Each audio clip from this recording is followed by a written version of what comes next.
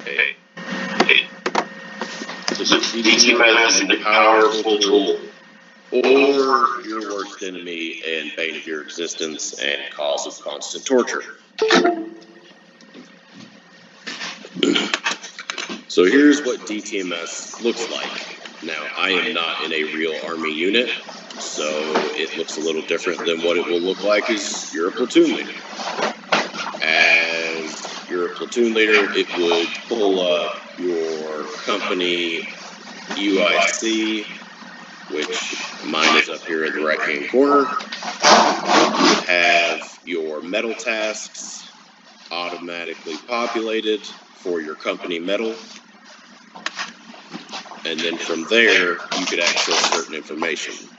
Now, you can go into the training tab, which is where, in theory, as AARs you do after training are supposed to be input by either yourself or a representative in the S3. You have certifications, all those lovely online training classes that we like to take. That would be managed under that, as well as some other portions. But basically, DTMS is the Army system of record for all training. Everything will be in here. You get a new soldier, you get their social security number, you pull them into DTMS. In theory, all their old training data from their previous unit would automatically transfer over. That's not always the case, which is why oftentimes we have to redo training constantly. Other things this manages is APFT or ACFT data, height and weight data, medical profiles, any 350-1 mandatory trainings such as SHARP, EO, MRT, POV safety, all the acronyms. From there, this is also supposed to be the system of record for your training schedules. So your platoon training schedule you're supposed to create in DTMS. From there, it's supposed to go to your company XO, who's going to review it and approve it. Then the company commander and the first sergeant review your training schedule in DTMS. And then your company commander has to get these signed off on by the battalion commander. Now, typical practice is T+4 has to be signed and approved by the battalion commander. So every week, T+4 training week, 4 weeks out, that calendar is approved, signed off by the battalion commander. And then whoever the company representative is that handles this, probably the training room NCO or clerk, prints off the 4 weeks of that training schedule and posts them up in the company area so everybody can go look at that schedule, that calendar, and know what they're doing.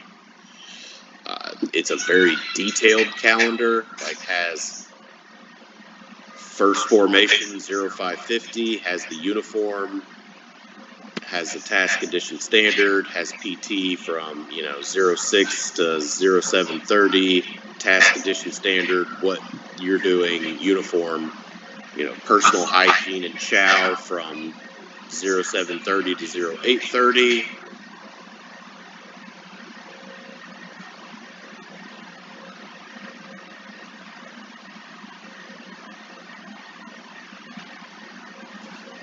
And then from there, it just basically has an hour by event in uniform for the entire day. And that will also be a bane of your existence, because if you think it will get approved the first time, it won't. Now, a few tips and tricks with DTMS. So, number one, when you get to where you're going, wherever it may be, get DTMS access. Number two, get your small unit leaders DTMS access, and we will talk about that a little bit more in detail as we get to it in ATN.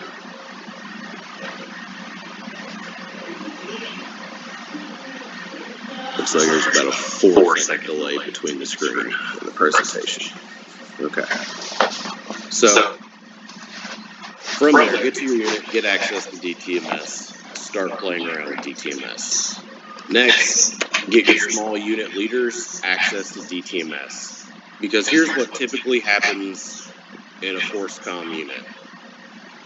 The platoon leader and the XO try to swallow DTMS and access it, and it takes a lot. So from there, it's better if you delegate. So you get your team leaders DTMS access and you just have them input basic data for their team. Then you have your squad leaders get DTMS access and they just input the basic data for their squad. And then the platoon leader just gets access, creates the platoon training schedule, and then verifies the data that the squad leaders verified that the team leaders input. And then from there, it's just a small game of ping pong between the platoon leader and the XO as far as getting the calendar lined out to meet the commander's intent. Just small things like uniforms, grammar issues. And then every week, hopefully without issue, the battalion commander signs and approves the training calendars. Doesn't have to be every week. Some battalion commanders I've had have wanted 12 weeks out, and they just sign all 12 weeks at a time. So every place is different. For those of you in the Guard Reserve, if they do this, I mean, my wife's unit used a spreadsheet instead of DTMS, and then a different one of her units actually used DTMS.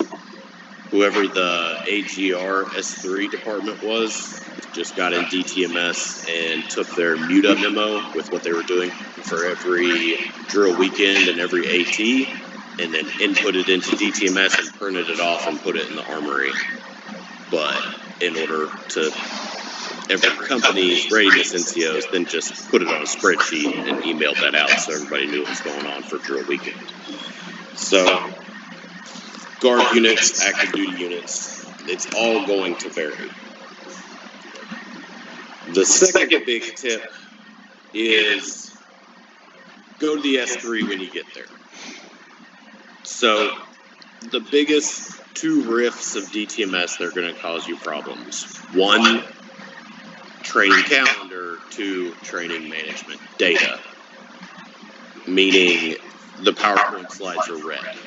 So in your company training meetings, they're going to have all the mandatory training that the company is supposed to do. And in the battalion training meetings, it's going to be broken down by company. Now, if any of that mandatory training is red, everyone's going to get screamed at. And it's going to be a bad time. People get fired over this.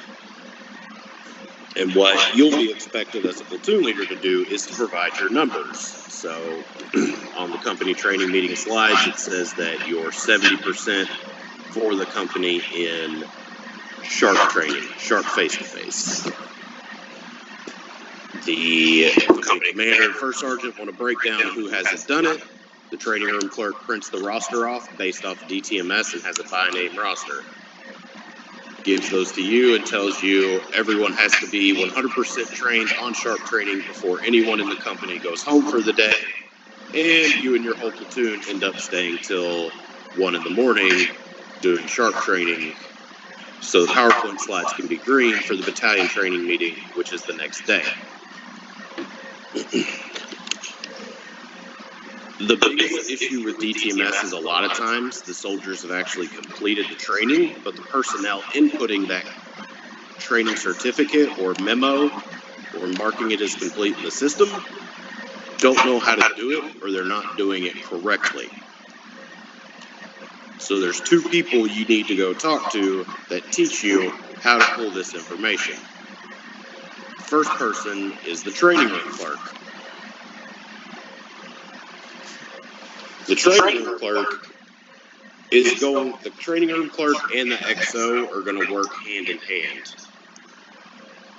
So the training room clerk is the one that's going to be managing that training data for the company. So first, you need to go to that training room clerk and see how they're inputting the data and how they're pulling the data to make sure that you're inputting your data and pulling your data the exact same way. It sounds silly how I'm saying it, but let me see if I can get to it. Not soldier manager.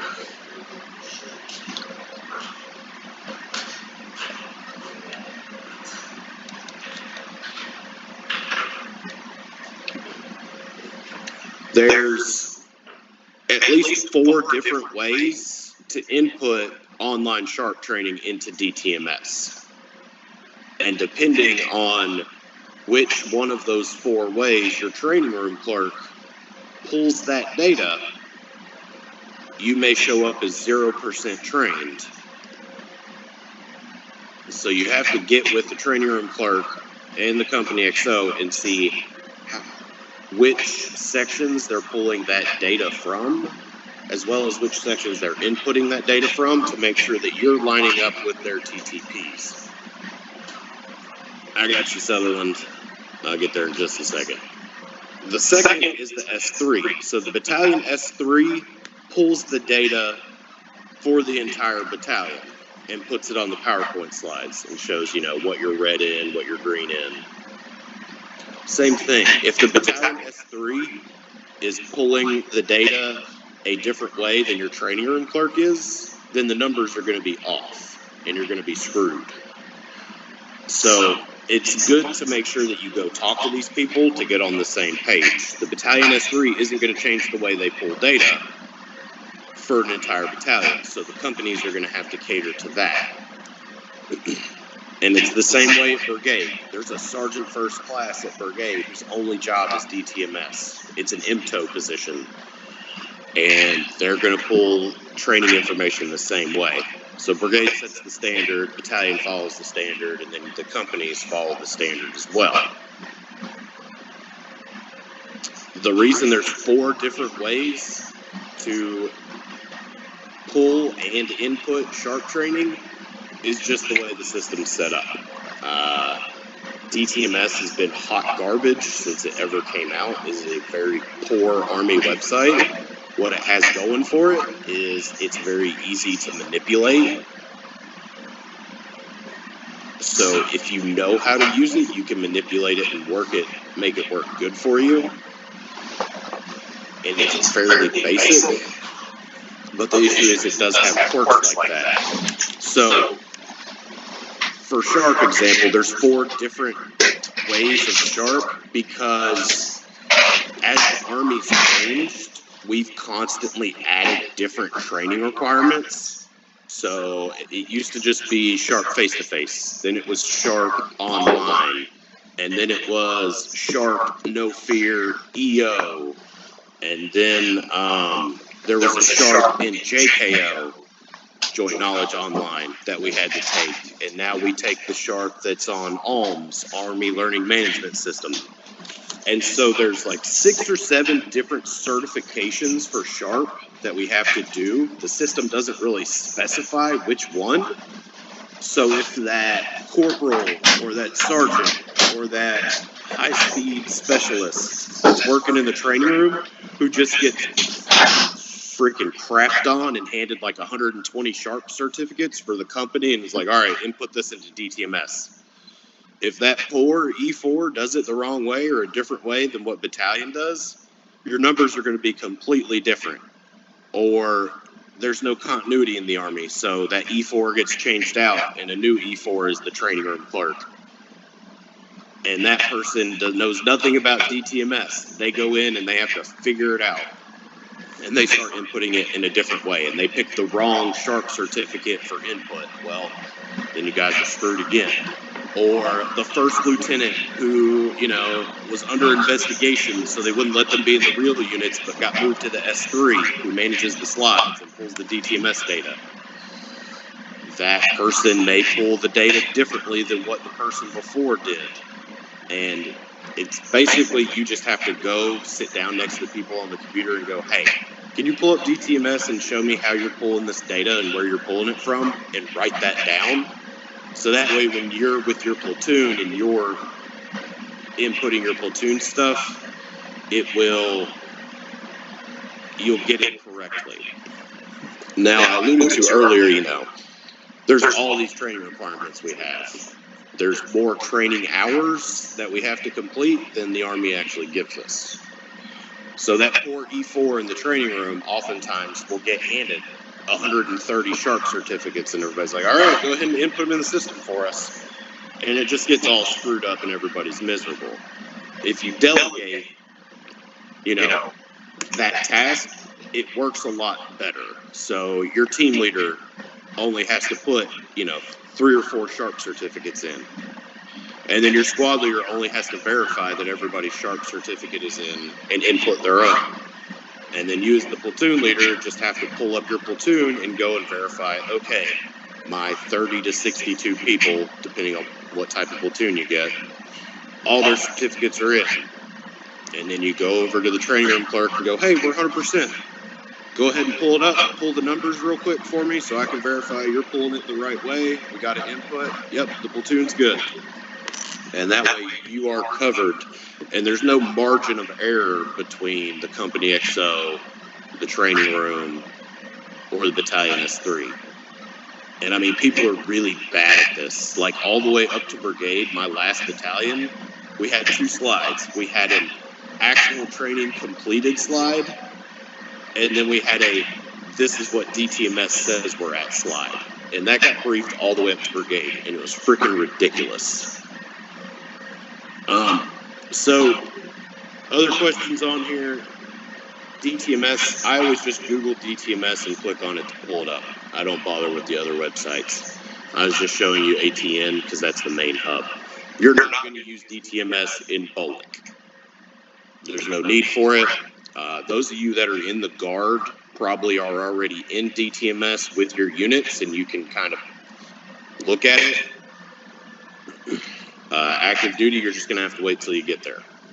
But that's DTMS. It's a very specific process that has to be done the exact same way across the chains of command, the different levels. And it's the Army standard for training management. So training certificates, tracking training data, AARs, training schedules, and medal tasks.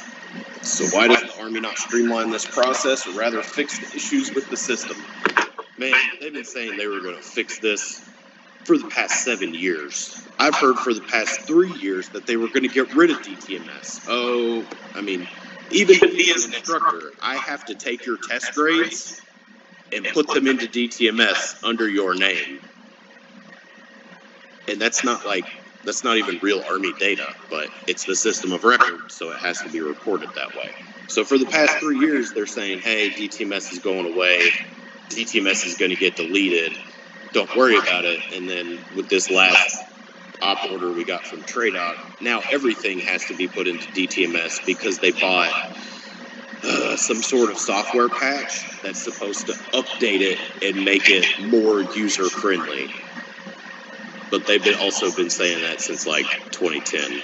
So every year it's something different. I hear DTMS is going away because it's hot garbage, and then some order comes out that goes, we've got too much money and time invested in DTMS, so we're going to get a software patch and try to make it better.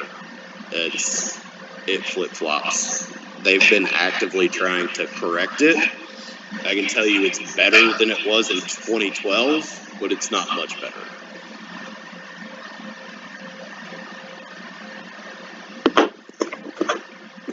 Yeah, I agree with Rodriguez because I've sat in meetings where they talked about getting rid of it, and they're like, we would just waste all that money. Let's try to update the software. Realistically speaking, from our standpoint, they'd be better just canning it and getting a better program that actually works, but the Army's dumped hundreds of thousands of dollars in this, and I don't think they're ever going to get rid of it. question. I've had this conversation with every bullet class for the past 3 years. So what are your questions on DTMS?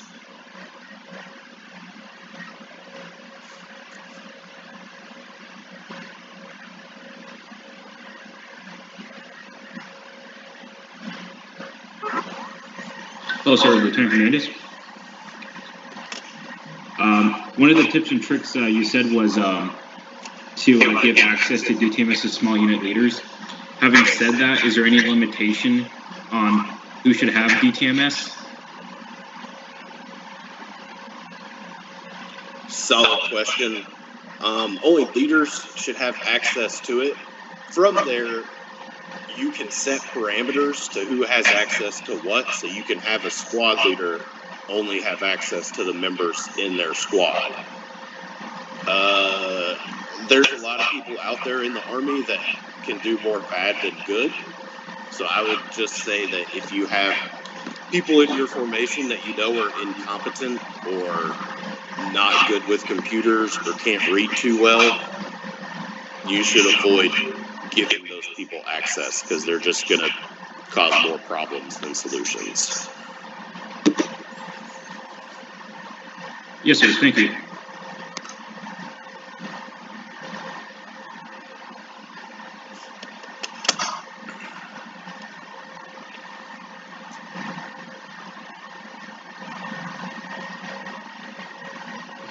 Hey, sir, Lieutenant Butts. When you were talking about you said you could pull data and inputting data different than because the brigade does it a certain way, so you have to do it their way. I didn't really understand what you meant.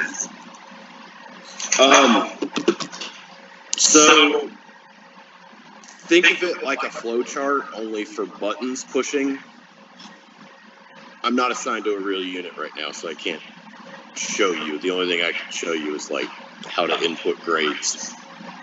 So there's a training management tab that we were just on, and then there's a certifications tab. And that certifications tab brings you to a different window that then has 2 columns. And those 2 columns have all the different types of training on there. One column has like 2 different types of sharp, and then another column has 2 different types of sharp. You also go that route to pull the training data. So that is the way to input it, and that's the way to export it. And so if the battalion S3 clicks training management and then clicks certifications and then goes to the left-hand column and clicks the first sharp they see,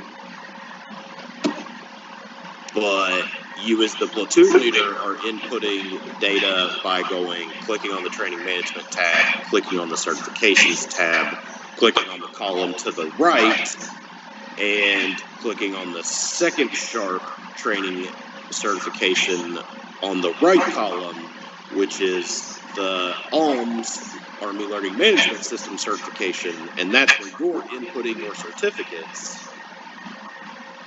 There's going to be a difference. Because the two they don't cross-talk and they don't cross-level. So if you don't follow the exact same steps to input as they do to export, you're going to be looking at 2 different sets of data. So pretty much the location, sir? Correct. Yeah. I mean, there's a lot of quirks to it. Like, for the longest time, APFT data. I used to get screamed at for APFT data constantly because I don't know if they fixed the issue, but if someone was on a profile, like a permanent profile, and they couldn't complete the run, you could input that profile, but when the PT score came up, the highest they could get was a 200. 100, 100, and go for the 3 events. DTMS, when you pulled the APFT data, just showed that as a failure because, I hate to break it to you, the people that were on profile weren't getting 200s. It showed them as failing an event or getting less than a 180 in all 3 events, and it didn't recognize the person was on a profile and couldn't complete 1 event, so it showed it as a PT failure. So once we identified that issue, and there according to the DTMS help desk, there was no way to fix it at the time. We just had to like type a little bubble in the bottom of our PowerPoint slide that was like, we, out of 65 APFTs, 54 personnel are passing, we've got 9 failures, we've got 7 personnel on permanent profile that are passing, DTMS is just showing it wrong, and platoon average is a 242. So that was another example of a real-world issue that we had with DTMS, is not recognizing those profiles, personnel still passing the APFT.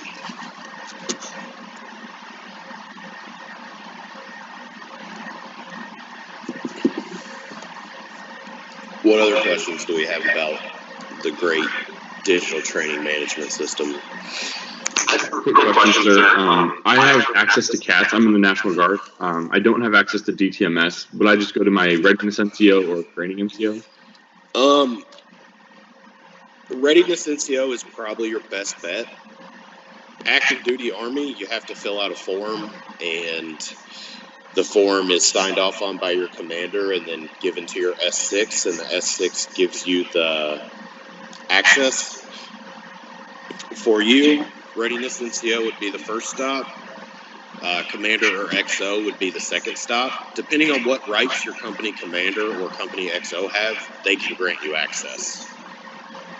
If it's just like one person in your S3 and it's the AGR S3 or training NCO, you may have to go talk to them. There's no real good answer for the Guard. It just kind of depends on who has access and the rights to approve your access. Thank you, sir.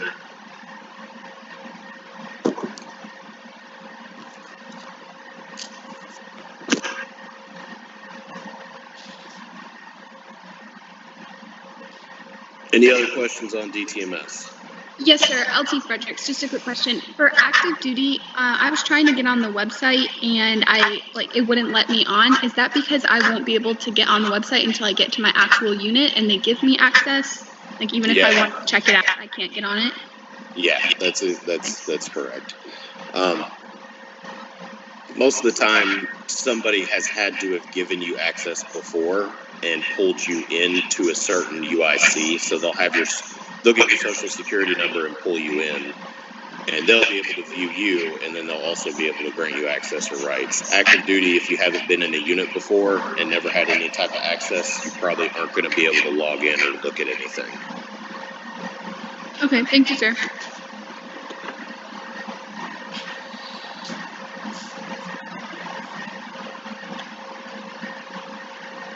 Any other questions on DTMS? Senator Rodriguez here. Would you suggest to anyone who gets access to try out the training site? I mean, I would use it just to take a look at it. It would kind of give you an understanding, but do you think it's a good tool or just go straight to DTMS? I think it's a good tool to play around in to make sure you don't screw anything up.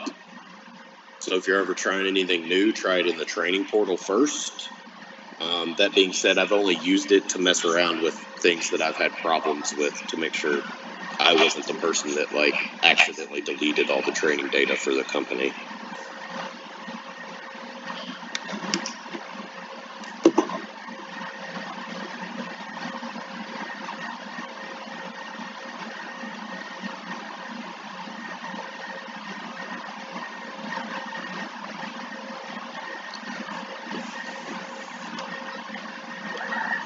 Other questions?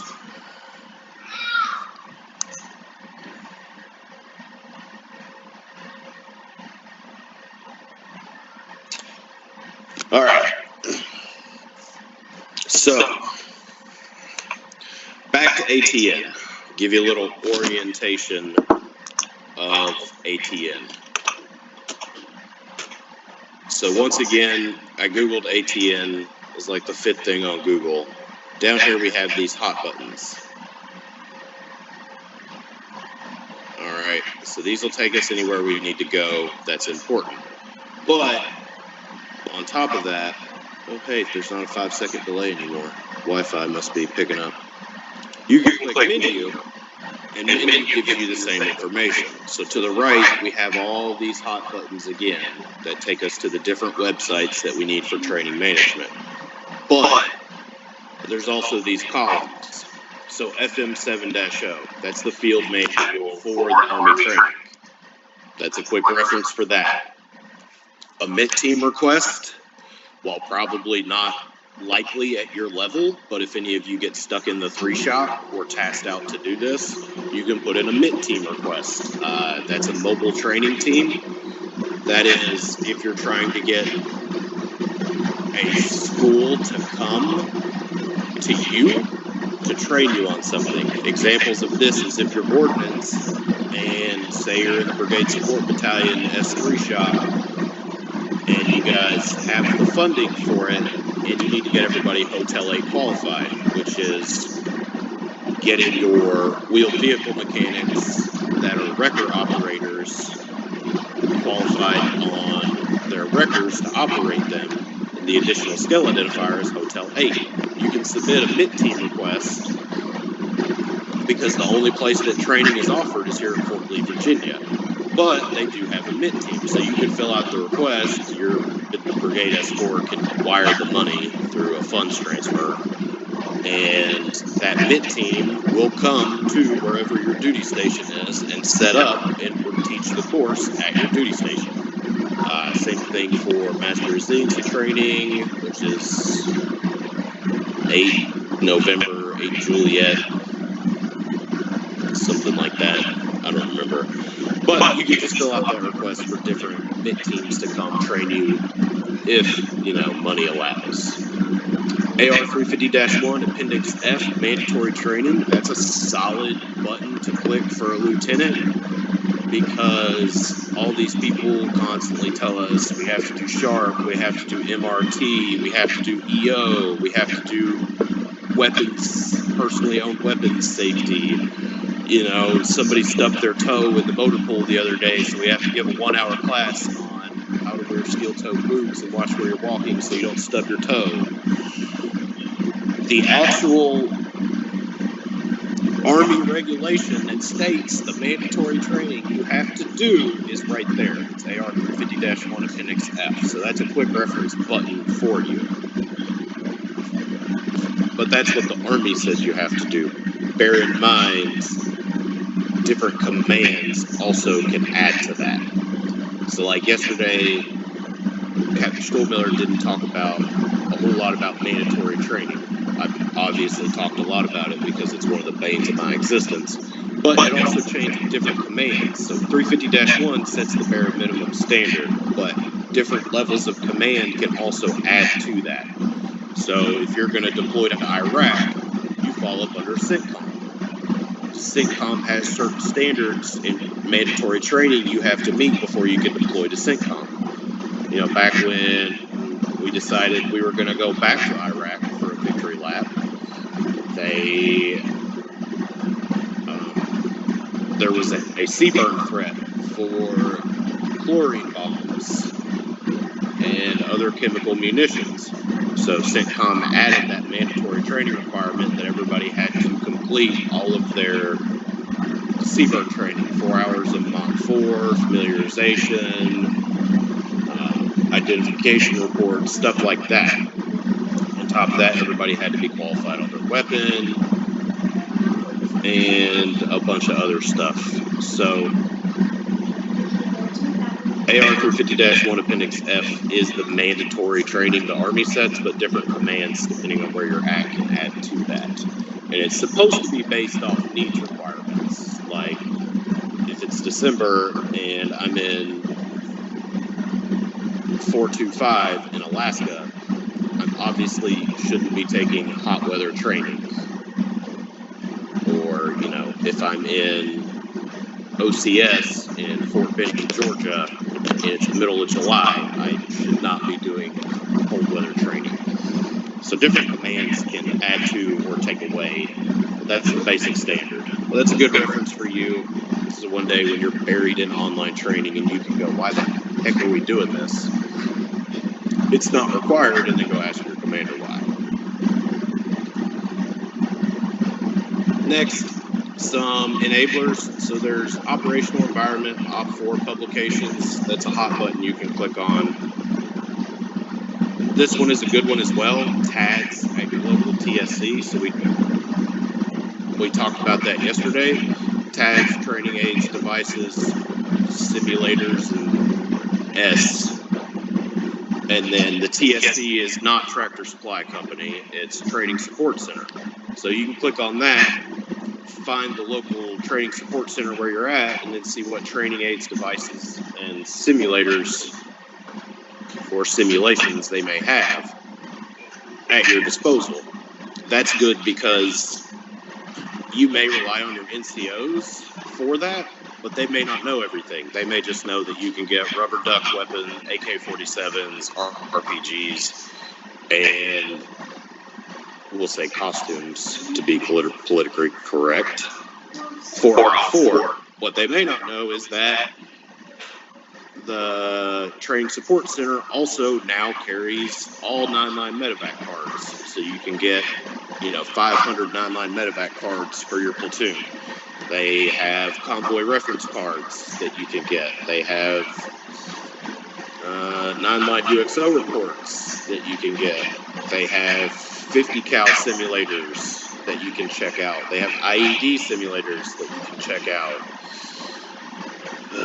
They have all kinds of stuff. It's kind of like, shopping at Walmart for cool stuff to scare people.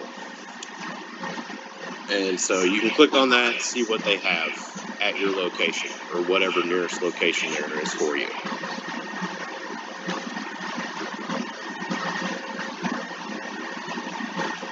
Leader development.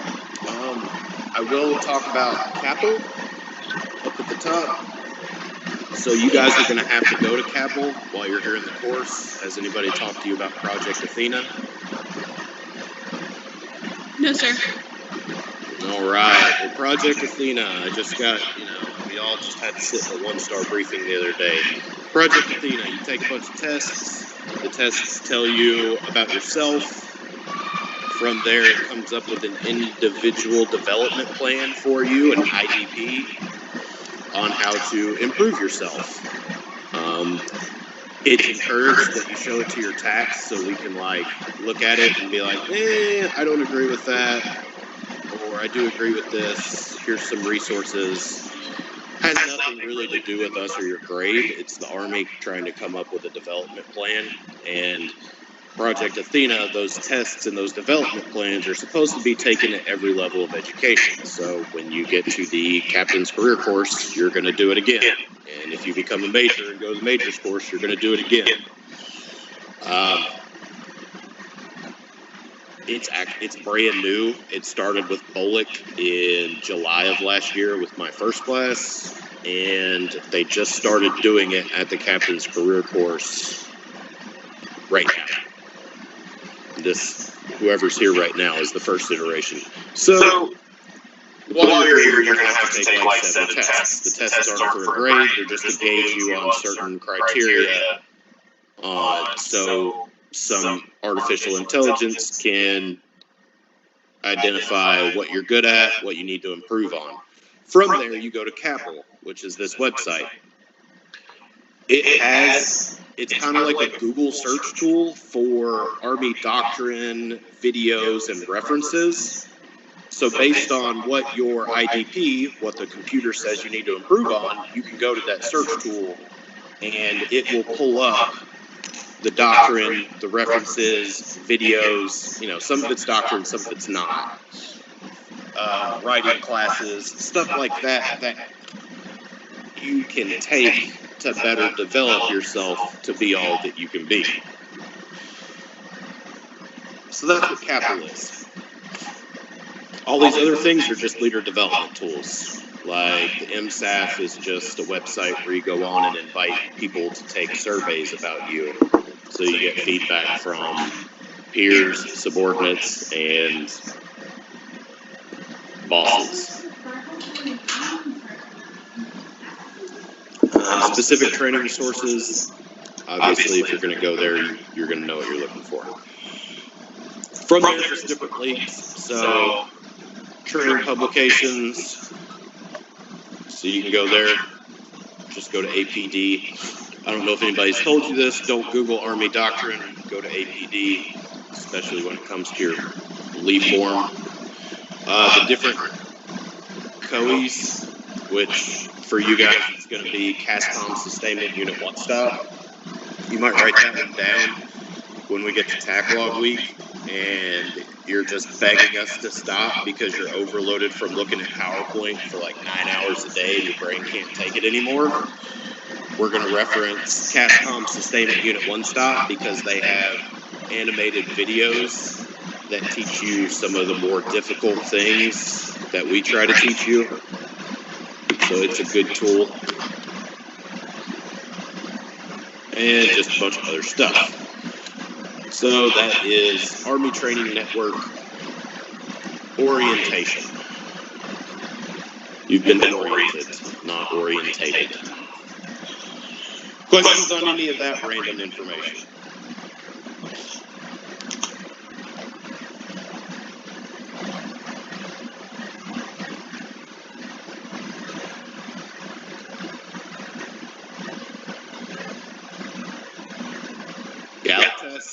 Galatas? Sir, for the used at all for commanders' climate surveys or not? You cut out. All I heard was used for commanders' climate surveys.